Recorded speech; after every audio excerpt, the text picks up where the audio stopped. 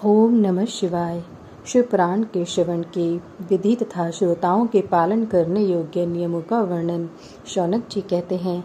महाप्राज्ञ व्यास शिष्य सूत जी, आपको नमस्कार है। आप धन्य हैं, शिव भक्तों में श्रेष्ठ हैं। आपके महान गुण वर्णन करने योग्य हैं। अब आप कल्याण में शिव पुराण के श्रवण की विधि बतलाइए, जिससे सभी श्रोताओं को संपूर्ण उत्तम फल की प्राप्ति हो सके।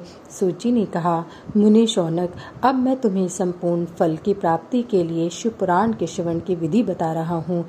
पहले किसी ज्योतिषी को बुलाकर दान मान से संतुष्ट करके अपने सहयोगी लोगों के साथ बैठकर बिना किसी विघ्न बाधा के कथा की समाप्ति होने के उद्देश्य से शुद्ध मुहूर्त का अनुसंधान कराएं और प्रयत्नपूर्वक देश देश में स्थान स्थान पर यह संदेश भेजें कि हमारे यहाँ शिव पुराण की कथा होने वाली है।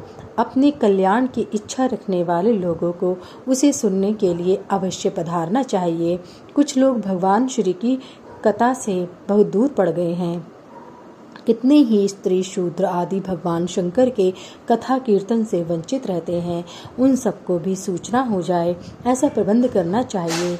देश देश में जो भगवान शिव के भक्त हों तथा शिव कथा के कीर्तन और श्रवण के लिए उत्सुक हों, उन सबको आदर पूर्वक बुलवाना चाहिए और आए हुए लोगों का सब प्रकार से आदर सत्कार करना चाहिए। शिव मंदिर में, तीर्थ में, वन प्रांत में अथवा घर में शिव पुराण की कथा सुनने के लिए उत्तम स्थान का निर्माण करना चाहिए।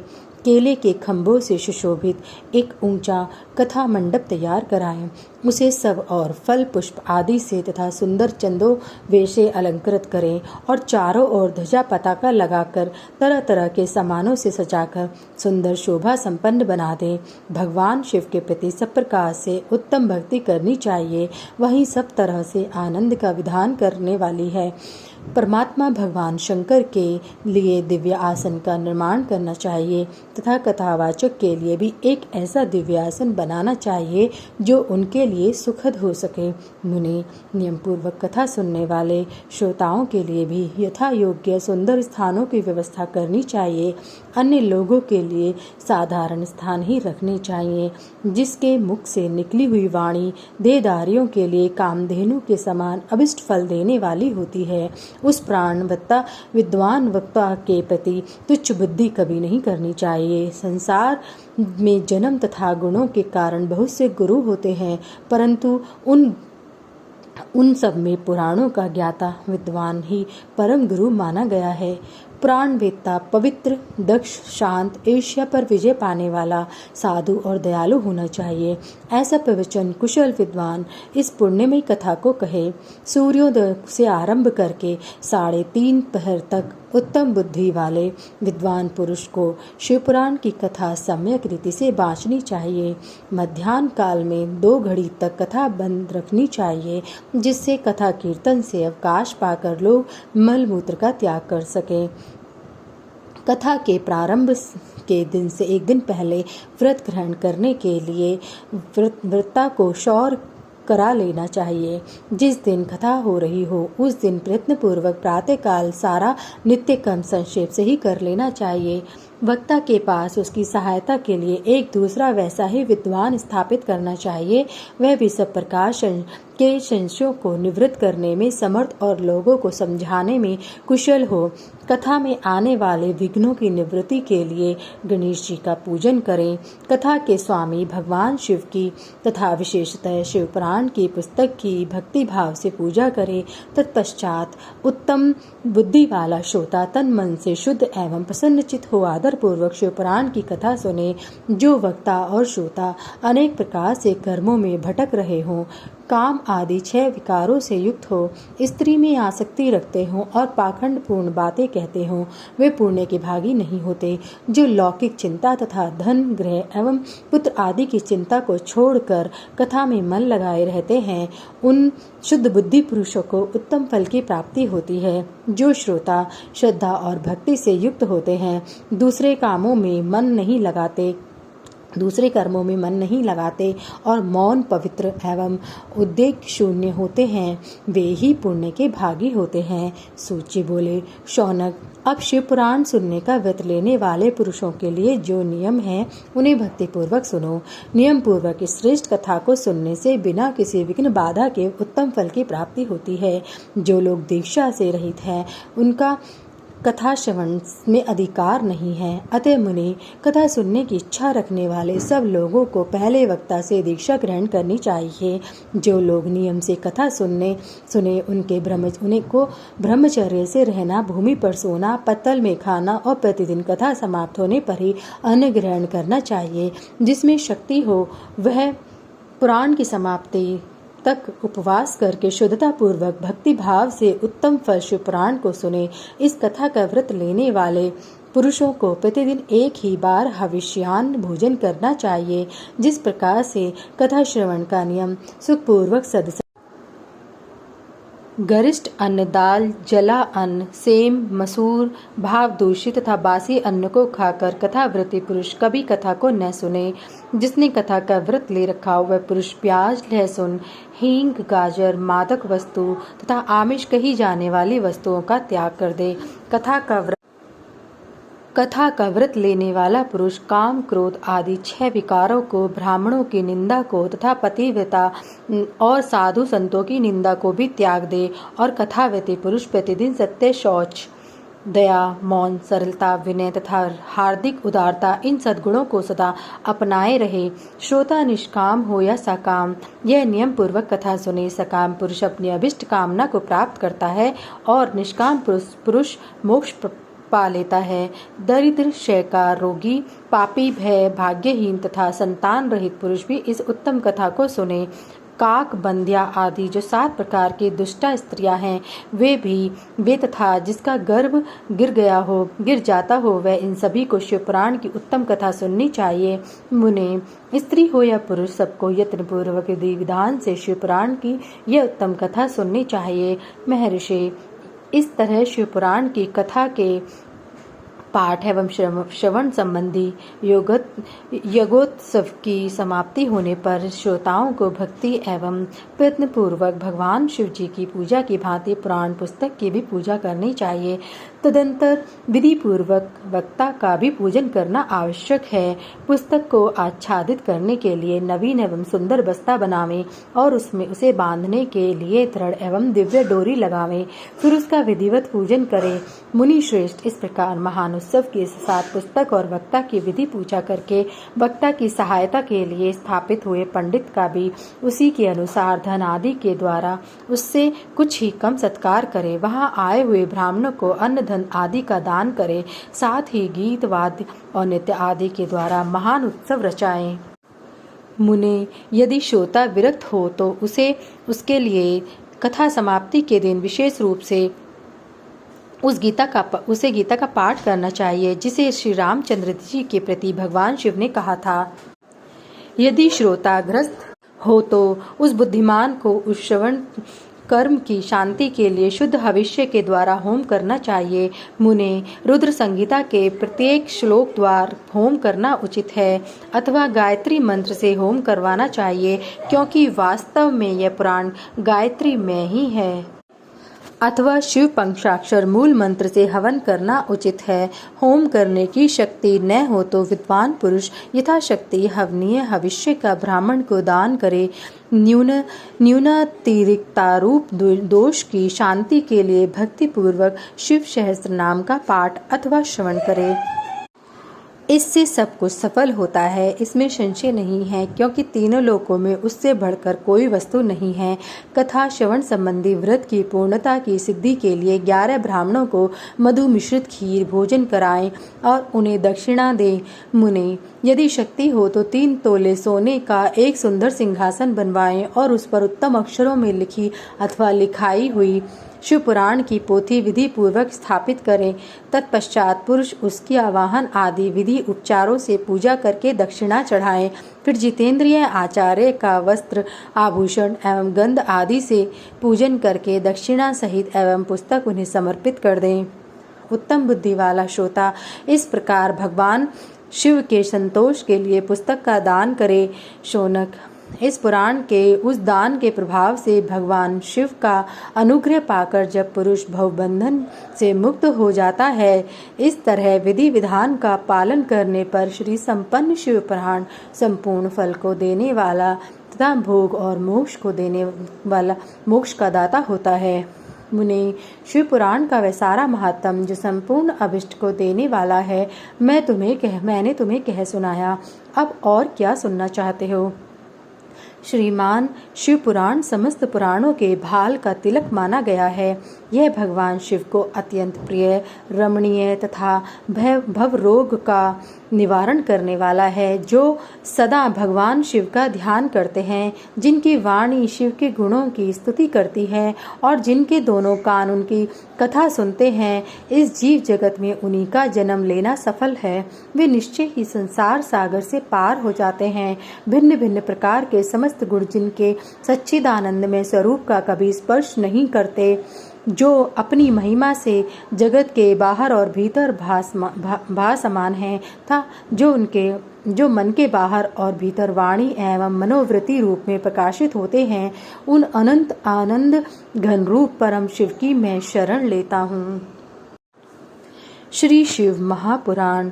ओम श्री गणेशाय नमः। विद्वेश्वर संगीता। प्रयाग में सूत जी से मुनियों का तुरंत पापनाश करने वाले साधन के विषय में प्रश्न। जो आदि और अंत में तथा मध्य में भी नित्य मंगलमय है, जिनकी समानता अथवा तुलना कहीं भी नहीं है, जो आत्मा के स्वरूप को प्रकाशित करने वाले देवता परमात्मा हैं, जिनके 5 मुख हैं और जो खेल ही खेल में अनायास जगत की रचना, पालन और संहार तथा अनुग्रह एवं तिरोभा रूप 5 प्रबल कर्म करते रहते हैं, उन सर्वश्रेष्ठ अजर अमर ईश्वर अंबिकापति भगवान शंकर का मैं मन ही मन चिंतन करता हूँ। व्यास जी कहते हैं, जो धर्म का महान क्षेत्र है और जहाँ गंगा यमुना का संगम हुआ है, उस परम पुण्य प्रयाग में जो ब्रह्मलोक का मार्ग है, जो सत्यव्रत में तत्पर रहने वाले महातेजस्वी महाभाग महात्मा मुनियों ने एक विशाल ज्ञान यज्ञ का आयोजन किया, उन ज्ञान यज्ञ का समाचार सुनकर पौराणिक शिरोमणि व्यास शिष्य महामुनि सूत जी वहाँ मुनियों का दर्शन करने के लिए आए। सूत जी के आते देख वे सभी मुनि उस समय हर्ष से खिल उठे और अत्यंत प्रसन्न चित्त से उन्होंने उनका विधिवत स्वागत सत्कार किया। तत्पश्चात उन प्रसन्न महात्माओं ने उनकी विधिवत स्तुति करके विनयपूर्वक हाथ जोड़कर उनसे इस प्रकार कहा, सर्वज्ञ विद्वान रोमहर्षण जी, आपका भाग्य बड़ा भारी है। इसी से आपने व्यास जी के मुख से अपनी प्रसन्नता के लिए ही संपूर्ण पुराण विद्या प्राप्त की, इसलिए आप आश्चर्य स्वरूप कथाओं के भंडार हैं। ठीक उसी तरह जैसे रत्नाकर समुद्र बड़े बड़े सारभूत रत्नों का आगार है, तीनों लोकों में भूत वर्तमान और भविष्य तथा और भी जो कोई वस्तु है वह आपसे अज्ञात नहीं है। आप हमारे सौभाग्य से इस यज्ञ का दर्शन करने के लिए यहाँ पधार गए हैं और इसी व्यास से हमारा कुछ कल्याण करने वाले हैं। और क्योंकि आपका आगमन निरर्थक नहीं हो सकता, हमने पहले भी आपसे शुभाशुभ तत्व का पूरा वर्णन सुना है, किंतु उससे तृप्ति नहीं होती। हमें उसे सुनने की बारंबार इच्छा होती है। उत्तम बुद्धि वाले सूत जी, इस समय हमें एक ही बात सुननी है। यदि आपका अनुग्रह हो तो गोपनीय होने पर भी आप उस विषय का वर्णन करें। घोर कलयुग आने पर मनुष्य पुण्य कर्म से दूर रहेंगे, दुराचारों में फंस जाएंगे और सबके सब भाषण से मुंह फेर लेंगे, दूसरों की निंदा में तत्पर होंगे, पराये धन को हड़प लेने की इच्छा करेंगे, उनका मन पराई स्त्री में आसक्त होगा तथा वे दूसरे प्राणियों की हिंसा किया करेंगे, अपने शरीर को ही आत्मा समझेंगे, मूढ़ नास्तिक और पशु बुद्धि रखने वाले होंगे, माता पिता से द्वेष रखेंगे, ब्राह्मण से लोभ रूपी ग्राह के ग्रास बन जाएंगे, वेद बेचकर जीविका चलाएंगे, धन का उपार्जन करने के लिए ही विद्या का अभ्यास करेंगे और मद से मोहित रहेंगे। अपनी जाति के कर्म छोड़ देंगे, प्राय दूसरों को ठगेंगे, तीनों काल की संध्यापासना से दूर रहेंगे और ब्राह्म ज्ञान से शून्य होंगे। समस्त क्षत्रिय भी स्वधर्म का त्याग करने वाले होंगे, कुसंगी, पापी और व्याभिचारी होंगे। उनमें शौर्य का भाव होगा, वे कुत्सित चौर्य कर्म से जीविका चलाएंगे, शूद्रों का सा बर्ताव करेंगे और उनका चित्त काम का किंकर बना रहेगा। वैश्य संस्कार भ्रष्ट स्वधर्म त्यागी कुमार्गी, धनोर्पार्जन प्राण तथा नापतोल में अपनी कुत्सित वृत्ति का परिचय देने वाले होंगे। इस तरह शूद्र ब्राह्मणों के आचार में तत्पर होंगे, उनकी आकृति उज्जवल होगी, अर्थात वे अपना कर्म धर्म छोड़कर उज्जवल वेशभूषा से विभूषित हो व्यर्थ ही घूमेंगे। वे स्वभावतः ही अपने धर्म का त्याग करने वाले होंगे, उनके विचार धर्म के प्रतिकूल होंगे, वे कुटिल और द्विजनिंदक होंगे। यदि धनी हुए तो कुकर्म में लग जाएंगे, विद्वान हुए तो वाद विवाद करने वाले होंगे, अपने को कुलीन मानकर चारों वर्णों का साथ वैवाहिक संबंध स्थापित करेंगे, समस्त वर्णों को अपने संपर्क से भ्रष्ट करेंगे। वे लोग अपनी अधिकार सीमा से बाहर जाकर द्विजोचित सत्कर्मों का अनुष्ठान करने वाले होंगे। कलयुग की स्त्रियां प्राय सदाचार से भ्रष्ट और पति का अपमान करने वाली होंगी, सास ससुर से द्रोह करेंगी, किसी से भी भय नहीं कर मानेंगी, मलिन भोजन करेंगी, कुत्सित हाव भाव में तत्पर होंगी, उनका शील स्वभाव बहुत बुरा होगा और वे अपने पति की सेवा से सदा ही विमुख रहेंगी। सूत जी, इस तरह उनकी बुद्धि नष्ट हो गई है जिनकी बुद्धि नष्ट हो गई है, जिन्होंने अपने धर्म का त्याग कर दिया है। ऐसे लोगों को इहलोक और परलोक में उत्तम गति कैसे प्राप्त होगी, इसी चिंता से हमारा मन सदा व्याकुल रहता है। पर परोपकार के समान दूसरा कोई धर्म नहीं है।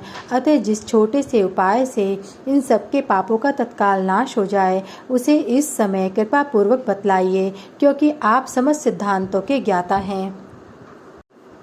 व्यास जी कहते हैं, उन भावितात्मा मुनियों की यह बात सुनकर सूत जी मन ही मन भगवान शंकर का स्मरण करके उनसे इस प्रकार बोले। अध्याय 1 शिव पुराण का परिचय। सूत जी कहते हैं, साधु महात्माओं, आपने बहुत अच्छी बात पूछी है।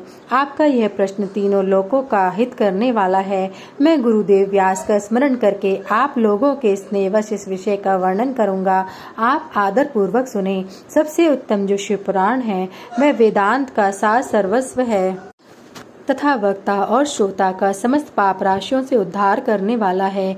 इतना ही नहीं, वह परलोक में परमार्थ वस्तुओं को देने वाला है, कल की कल्मश राशि का विनाश करने वाला है। उसमें भगवान शिव के उत्तम यश का वर्णन है।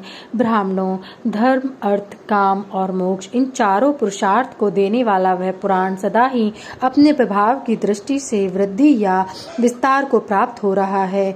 विप्रवरों, उस उत्तम शिव पुराण के अध्ययन मात्र से वे कलयुग के पाप आसक्त जीव श्रेष्ठतम गति को प्राप्त हो जाएंगे।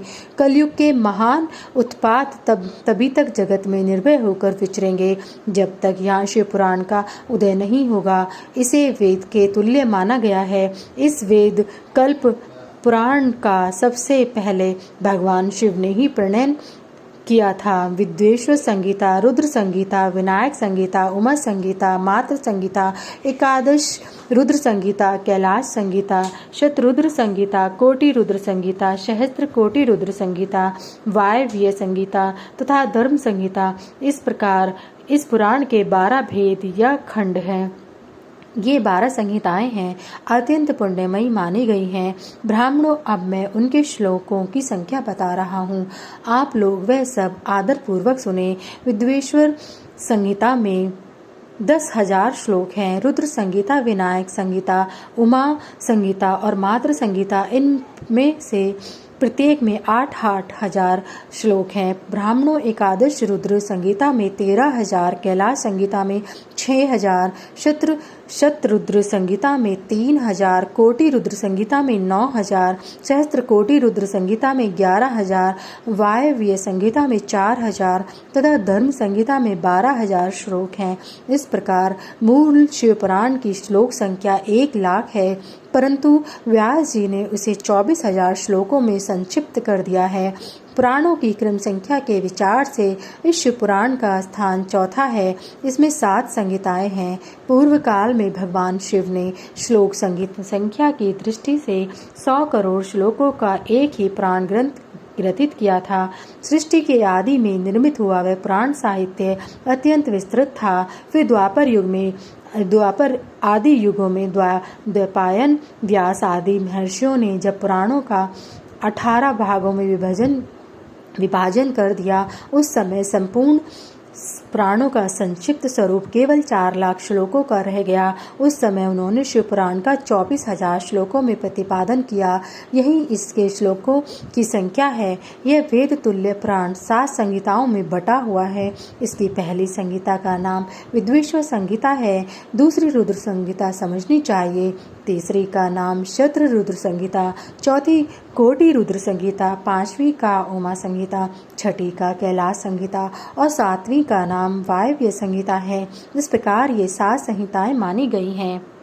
इन 7 संहिताओं से युक्त दिव्य शिव पुराण वेद के तुल्य प्रमाणिक तथा सबसे उत्कृष्ट गति प्रदान करने वाला है। यह निर्मल शिव पुराण भगवान शिव के द्वारा ही प्रतिपादित है। इसे शैव शिरोमणि भगवान व्यास ने संक्षेप से संकलित किया है। यह समस्त जीव समुदाय के लिए उपकारक, त्रिविध तापों का नाश करने वाला, तुलना रहित एवं सत्पुरुषों का कल्याण प्रदान करने वाला। इसमें वेदांत विज्ञान में प्रधानता निष्कपट निष्काम धर्म का प्रतिपादन किया गया है। यह पुराण ईर्ष्या रहित अंतकरण वाले विद्वानों के लिए जानने की वस्तु है। इसमें श्रेष्ठ मंत्र समूहों का संकलन है तथा धर्म, अर्थ और काम इस त्रिवर्ग की प्राप्ति के साधन का भी वर्णन है। यह उत्तम शिव पुराण समस्त प्राणों में श्रेष्ठ है। वेदांत में वेद्य रूप से विलसित परम वस्तु परमात्मा का इसमें गान किया गया है। जो बड़े आदर से इसे पढ़ता और सुनता है, वह भगवान शिव का प्रिय होकर परम गति। अध्याय 2 साध्य साधन आदि का विचार तथा श्रवण कीर्तन और मनन, इन 3 साधनों की श्रेष्ठता का प्रतिपादन। व्यास जी कहते हैं, सूत जी का यह वचन सुनकर वे सभी महर्षि बोले, अब आप हमें वेदांत अनुसार सर्वस्वरूप अद्भुत शिव पुराण की कथा सुनाइए। सूत जी ने कहा, आप सब महर्षि गण रोग शोक से रहित कल्याण में भगवान शिव का स्मरण करके पुराण प्रवर्ष शिव पुराण की जो वेद के सारतत्व से प्रकट हुआ है कथा सुनिए। शिव पुराण में भक्ति, ज्ञान और वैराग्य, इन तीनों का प्रतिपूर्वक गान किया गया है और वेदांत वेद सदस्तु का विशेष रूप से वर्णन है। इस वर्तमान कल्प में जब सृष्टि कर्म आरंभ हुआ था, उन दिनों 6 कुलों के महर्षि परस्पर वाद विवाद करते हुए कहने लगे, अमुक वस्तु सबसे उत्कृष्ट है और अमुक नहीं है। उनके इस विवाद ने अत्यंत महान रूप धारण कर लिया।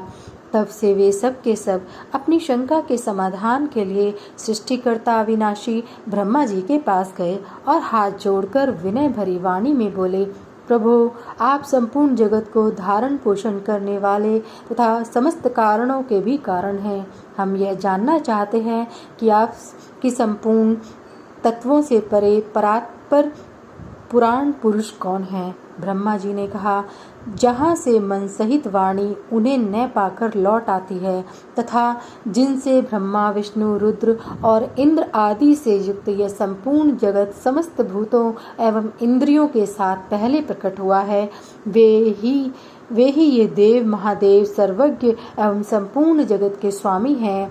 ये ही सबसे उत्कृष्ट हैं। भक्ति से ही इनका साक्षात्कार होता है, दूसरे किसी उपाय से कहीं इनका दर्शन नहीं होता। रुद्र, हरि, हर तथा अन्य देवेश्वर सदा उत्तम भक्ति भाव से उनका दर्शन करना चाहते हैं। भगवान शिव में भक्ति होने से मनुष्य संसार बंधन से मुक्त हो जाता है। देवता के कृपा प्रसाद से उनमें भक्ति होती है और भक्ति से देवता का कृपा प्रसाद प्राप्त होता है।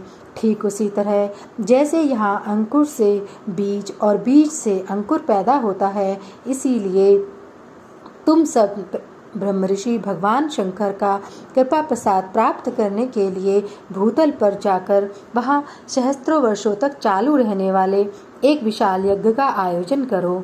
इन यज्ञपति भगवान शिव की ही कृपा से वेदोक्त विद्या के सारभूत साध्य साधन का ज्ञान होता है। शिव पद की प्राप्ति ही साध्य है, उनकी सेवा ही साधन है था। उनके प्रसाद से जो नित्य नैमित्तिकादि फलों की ओर से निष्प्रय होता है, वही साधक है। वेदोक्त कर्म का अनुष्ठान करके उसके महान फल को भगवान शिव के चरणों में समर्पित कर देना ही परमेश्वर पद की प्राप्ति होती है। वही सालोक्य आदि के क्रम से प्राप्त होने वाली मुक्ति है। उन पुरुषों की भक्ति के अनुसार उन सबको उत्कृष्ट फलों की प्राप्ति होती है। उस भक्ति के साधन अनेक प्रकार के हैं, जिनका साक्षात्कार महेश्वर ने ही प्रतिपादन किया है। उनमें से सारभूत साधन को संक्षिप्त करके मैं बता रहा हूँ। कान से भगवान के नाम गुण और लीलाओं का श्रवण, वाणी द्वारा उनका कीर्तन तथा मन के द्वारा उनका मनन, इन तीनों का महान साधन कहा गया है। तात्पर्य यह है कि महेश्वर का श्रवण, कीर्तन और मनन करना चाहिए। यह श्रुति का वाक्य हम सबके लिए प्रमाणभूत है। इसी साधन से संपूर्ण मनोरथों की सिद्धि में लगे हुए आप लोग परम साध्य को प्राप्त हों। लोग प्रत्यक्ष वस्तु को आंखों से देखकर उसमें प्रवृत्त होते हैं, परंतु जिस वस्तु का कहीं भी प्रत्यक्ष दर्शन नहीं होता, उसे श्रवणेन्द्रिय द्वारा जान सुनकर मनुष्य उसकी प्राप्ति के लिए चेष्टा करता है। अतः पहला साधन श्रवण ही है। उसके द्वारा गुरु के मुख से तत्व को सुनकर श्रेष्ठ बुद्धि वाला विद्वान पुरुष अन्य साधन कीर्तन एवं मनन की सिद्धि करे। क्रमश मनन पर्यंत इस साधन की अच्छी तरह साधना कर लेने पर उसके द्वारा सालोक्य आदि के कर्म से धीरे धीरे भगवान शिव का संयोग प्राप्त होता है। पहले सारे अंगों के रोग नष्ट हो जाते हैं, फिर सब प्रकार का लौकिक आनंद भी विलीन हो जाता है। भगवान शंकर की पूजा, उनके नामों के जप तथा उनके गुण, रूप, विलास और नामों का युक्ति परायण चित्त के द्वारा जो निरंतर परिशोधन या चिंतन होता है, उसी को मनन कहा गया है। वह महेश्वरी कृपा दृष्टि से उपलब्ध होता है। उसे समस्त श्रेष्ठ साधनों में प्रधान या प्रमुख कहा गया है। सूची कहते हैं, मुनीश्वरों, इस साधन का महत्व बताने के प्रसंग में आप लोगों के लिए एक प्राचीन वृतांत का वर्णन करूंगा, उसे ध्यान देकर आप सुने। पहले की बात है, पराशर मुनि के पुत्र मेरे गुरु व्यास देव जी सरस्वती नदी के सुंदर तट पर तपस्या कर रहे थे। एक दिन सूर्य तुल्य तेजस्वी विमान से यात्रा करते हुए भगवान सनत कुमार अकस्मात वहां जा पहुंचे। उन्होंने मेरे गुरु को वहां देखा। वे ध्यान मग्न थे।